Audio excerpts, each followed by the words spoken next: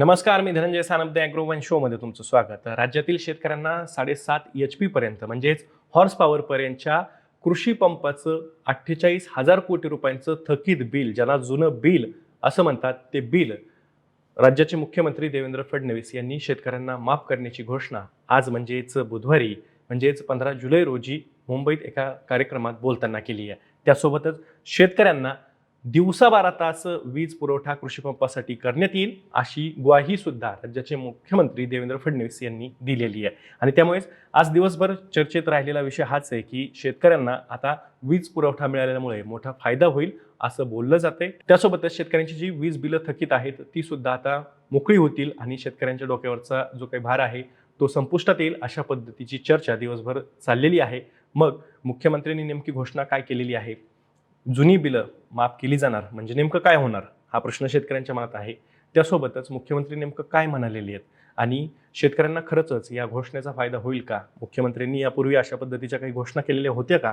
हे सगळं काही आपण आजच्या द ॲग्रो वन शोमध्ये जाणून घेणार आहोत. त्यामुळे तुम्ही व्हिडिओ शेवटपर्यंत नक्की बघा. तर राज्याचे मुख्यमंत्री देवेंद्र फडणवीस यांचा आज सत्कार मुंबईमध्ये आयोजित करण्यात आलेला होता. कशासाठी करण्यात आलेला होता? तर राज्याचे मुख्यमंत्री देवेंद्र फडणवीस यांनी अलीकडेच विधिमंडळामध्ये शेतकरी कर्जमाफीच्या बाबत म्हणजेच पुण्यश्लोक अहिल्यादेवी शेतकरी कर्जमुक्ती योजनेच्या बाबत एक घोषणा केली होती. या योजनेत ज्या अटी होत्या त्यापैकी 2 अटी रद्द करण्याचा निर्णय मुख्यमंत्र्यांनी विधिमंडळात घोषित केलेला होता. आता हा निर्णय घोषित केला त्यानंतर त्याची मंत्रिमंडळ बैठकीत त्याला मंजुरीही देण्यात आली कालच आणि त्यामुळे आता मोठ्या प्रमाणात शेतकऱ्यांना कर्जमाफीचा लाभ होईल असं बोललं जातंय. आणि याच पार्श्वभूमीवरती किसान मोर्चा नावाच्या संघटनेनं, शेतकरी संघटनेनं हा सत्कार मुख्यमंत्र्यांचा आयोजित केलेला होता. आता किसान मोर्चा ही संघटना कुणाची आहे? तर भाजप पक्षाचीच आहे. म्हणजे ही शेतकऱ्यांची एक संघटना भाजपनं तयार केलेली आहे आणि याच भाजपच्या संघटनेनं, शेतकरी संघटनेनं मुख्यमंत्र्यांचा आज एक सत्कार या निर्णयाच्या पार्श्वभूमीवरती आयोजित केलेला होता. या कार्यक्रमात बोलताना मुख्यमंत्री देवेंद्र फडणवीस यांनी पुन्हा एकदा या कर्जमाफीला ऐतिहासिक असं संबोधलं आणि असं प्रतिपादन सुद्धा केलं की ही एक ऐतिहासिक कर्जमाफी आहे आणि त्यातनं मोठ्या प्रमाणात शेतकऱ्यांना लाभ होईल. यापूर्वी अशा पद्धतीच्या ज्या काही अटी आहेत त्या रद्द करून कोणत्याही सरकारनं असा निर्णय घेतलेला नव्हता.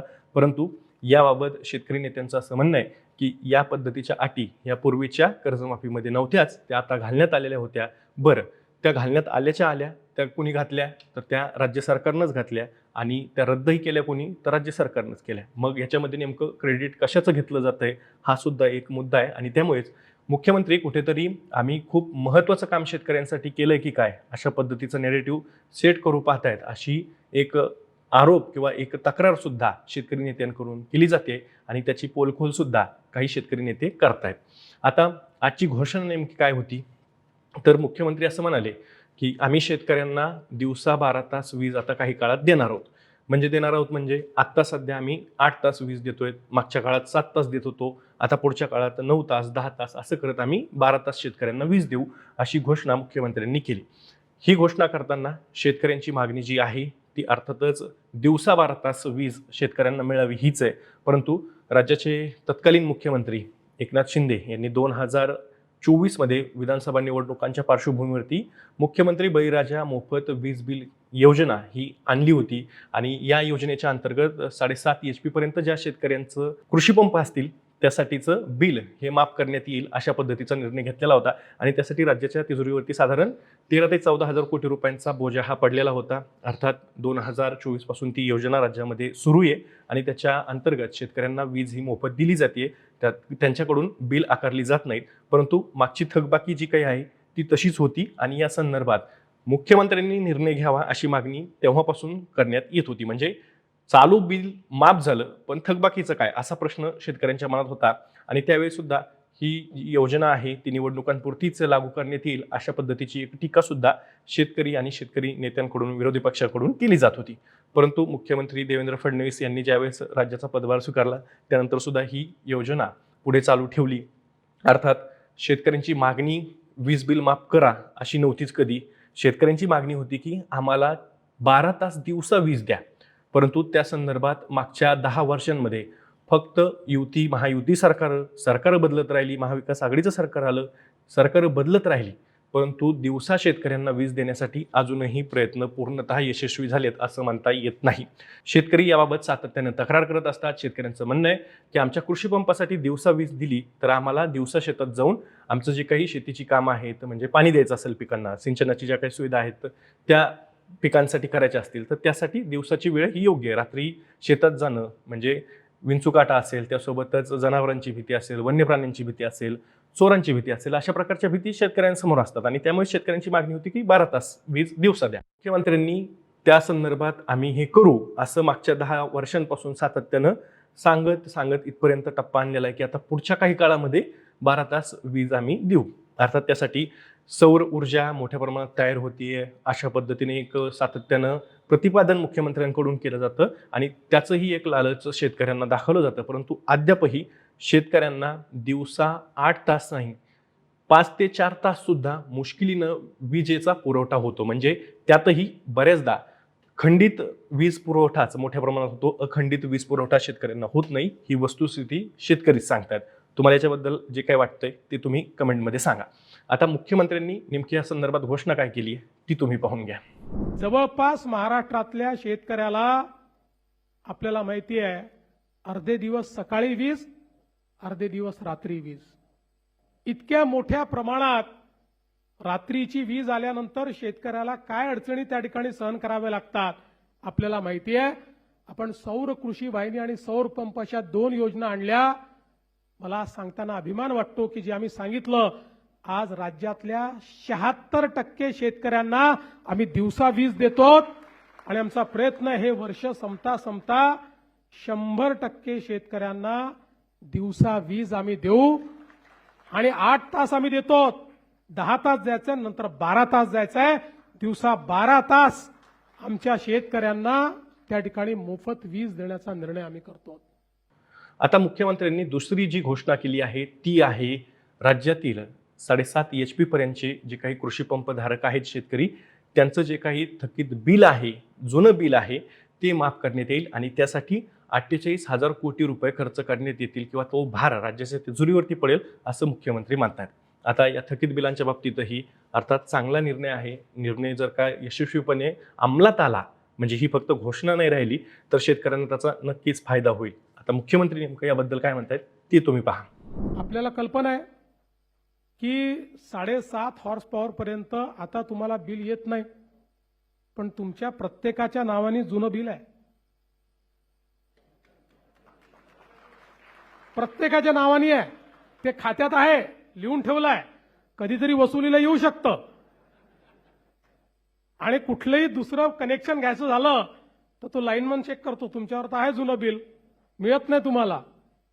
आणि म्हणून आता मी हा निर्णय घेणार आहे की 7.5 हॉर्स पॉवर पर्यंतचं जे जुनं बिल आहे 48,000 कोटी रुपयाचं जुनं बिल वसूल करायचं आहे. ते 48,000 कोटी रुपयाचं जुनं बिल आम्ही माफ करणार आहोत. पण आता इथे एक प्रश्न निर्माण होतो. पण म्हटल्यानंतर प्रश्न आलाच. प्रश्न असा की मुख्यमंत्री देवेंद्र फडणवीस यांनी या प्रकारच्या घोषणा यापूर्वी सुद्धा केलेल्या होत्या. म्हणजे संपूर्ण कर्जमाफीची घोषणा निवडणुकांच्या पार्श्वभूमीवरती करण्यात आलेली होती आणि सरसकट 7/12 कोरा करू असंही मुख्यमंत्री म्हणालेले होते.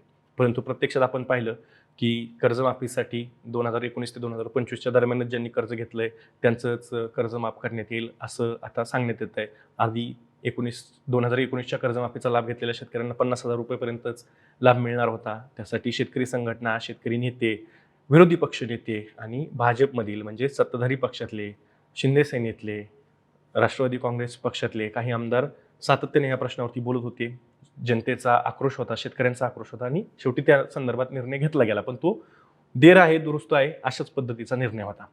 आता मुख्यमंत्री यांनी या पद्धतीची घोषणा कर्जमाफीच्या बाबतीत केलेली होती, पण प्रत्यक्ष अंमलबजावणी करताना काय केलं तर त्यासाठी अटी शर्तींची पातळी मारली.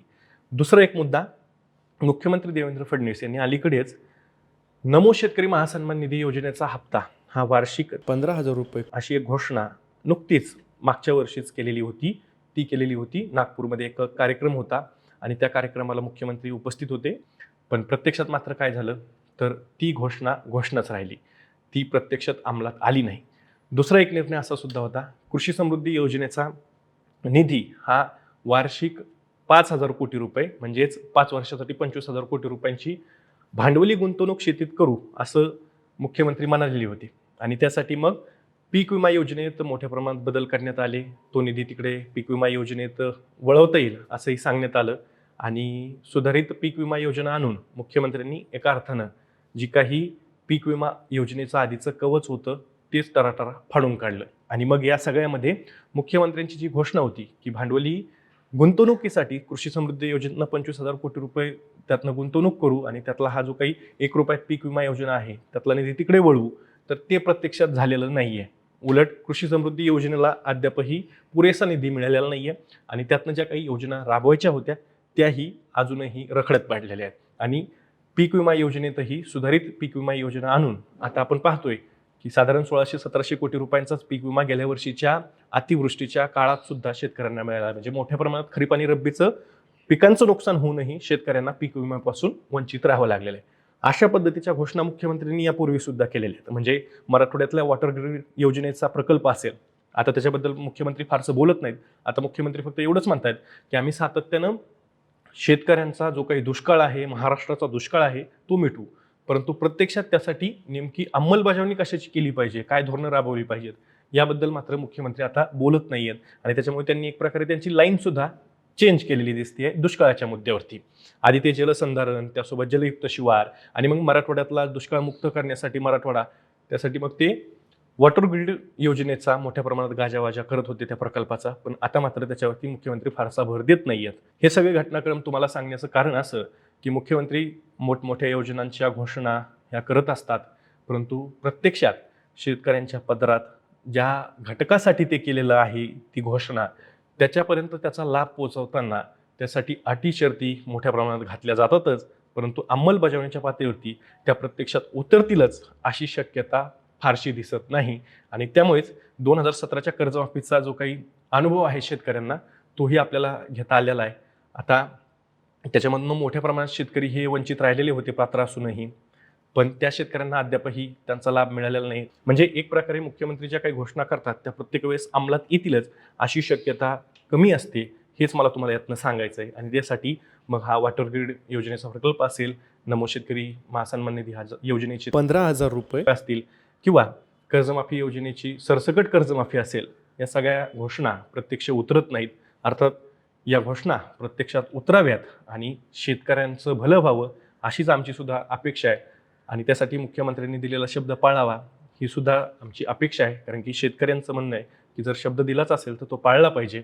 मुख्यमंत्री आता 48,000 कोटी रुपयांची बिलं शेतकऱ्यांची जुनी जी थकीत आहेत ती माफ करतील का, आणि करणार असतील तर त्यासाठी नेमकी पुढची प्रक्रिया काय असणार आहे आणि किती शेतकऱ्यांना त्याचा लाभ मिळणार आहे, हे सगळे प्रश्न आहेत. कारण की थकीत बिलं म्हटल्यानंतर ती काही आजची बिलं नाही आहेत, ती बऱ्याचशा काळापासून थकीत असलेली बिलं सुद्धा आहेत. काही शेतकऱ्यांवरती मोठ्या प्रमाणात आवाच्या सव्वा वीज दर हे आकारले गेलेले आहेत, त्यांच्याकडून आवाच्या सव्वा दरानं त्यांची वीज बिलं त्यांना पाठवण्यात आलेली आहे. आणि त्यामुळे काही शेतकऱ्यांवरती लाखांच्या घरात सुद्धा थकीत शेतबिलं आहेत. आता या सगळ्या मुद्द्यांवरती मुख्यमंत्र्यांनी जी घोषणा केली आहे त्याच्याबद्दल तुम्हाला काय वाटतंय कमेंटमध्ये सांगा. मी या माहितीसोबत तुर्तास इथेच थांबतोय. मी दररोज संध्याकाळी 6 वाजता ॲग्रोवनच्या यूट्यूब चॅनलवर शेती आणि शेतकऱ्यांच्या हिताचे मुद्दे घेऊन असतो. त्यामुळे तुम्ही अजूनही ॲग्रोवनच्या यूट्यूब चॅनलला सबस्क्राईब केलं नसेल तर लगेच सबस्क्राईब करा. व्हिडिओ जास्तीत जास्त शेतकऱ्यांपर्यंत पाठवण्यासाठी व्हिडिओला लाईक आणि शेअर नक्की करा. आपण पुन्हा भेटू. तर तुम्ही तुमची आणि तुमच्या जवळच्या माणसांची काळजी घ्या.